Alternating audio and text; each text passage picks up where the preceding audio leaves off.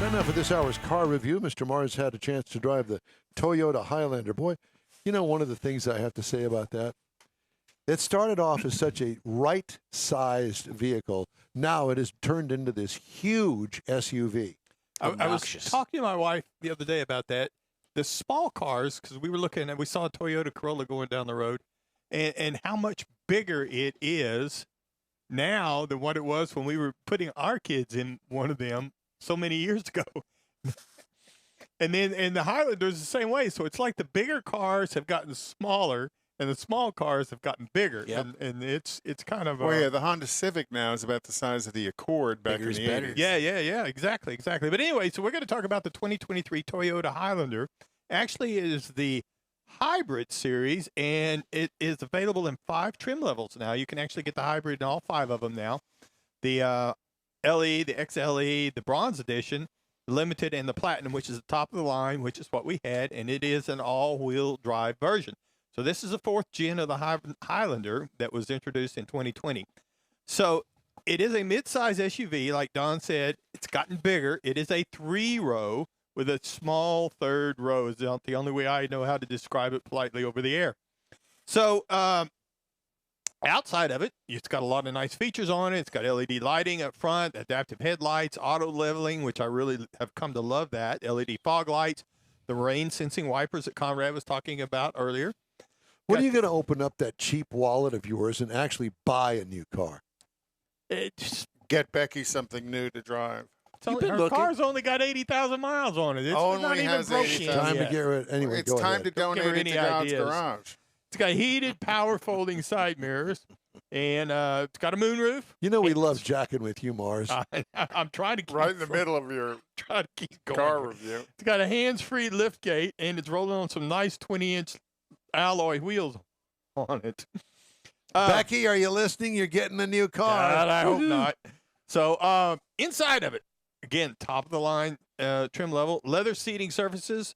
The front seats are heated and ventilated. The second row are captain's chairs, which are also heated.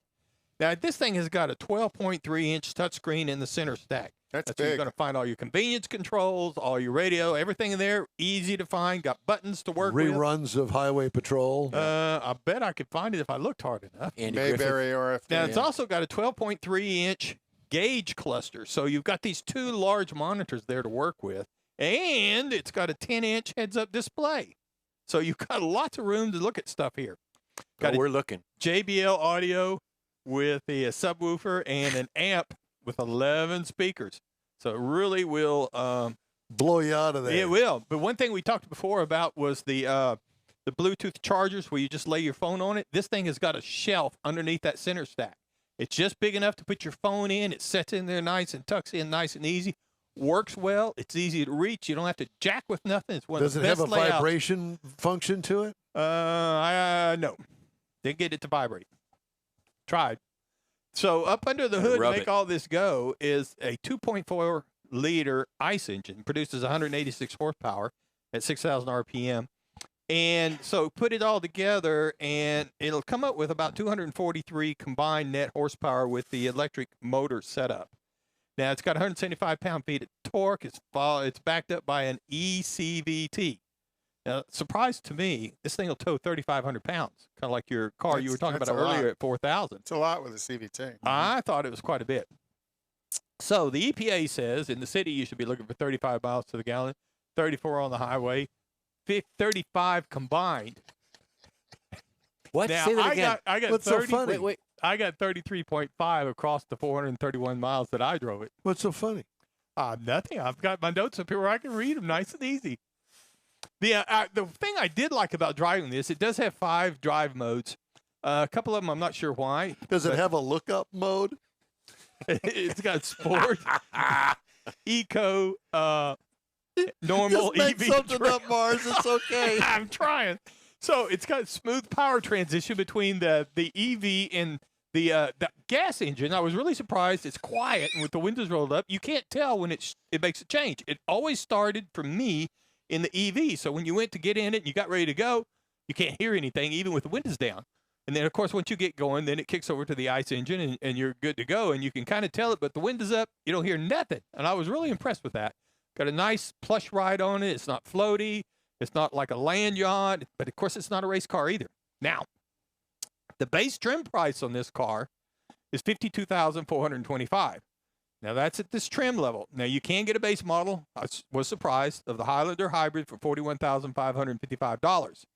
Now our as tested price, $54,185. How much? $54,185. Okay, that's not too bad. No, I didn't think it was bad at all. Now, if you're looking at something to compare it to, you look over at the Kia Sorento Hybrid. This is the my wife has the Sorento, and this would be the one I would look at, but it starts at $36,690, which I was very surprised at. Now, your Ford Explorer Hybrid, which is a larger vehicle actually, is $47,070, and a Hyundai Santa Fe is $42,410. These are all base models to compare them straight across, and then you have to step up to the Platinum models. Well, the other thing about Toyota, their Synergy drive, they've built millions of them through the years. So when you talk about the smoothness of the transition between the ICE and the hybrid system, that's why it's so good, is because they're so well experienced with it. Yes, and it really was. I was really surprised. I'm like Don. I've driven these, from several years back. Got an aunt and uncle that had one. Everybody loved them, but this is a big step up. Yeah, you may want to redo that review. Maybe not. Might be a few edits in it. No, don't give you edits in it. Nah, I was pretty good once I got my notes where I could read them. You can see past Got the it. top. All right. I There you want to go. remind you that the Ed Wheel Time Car Talk Show is available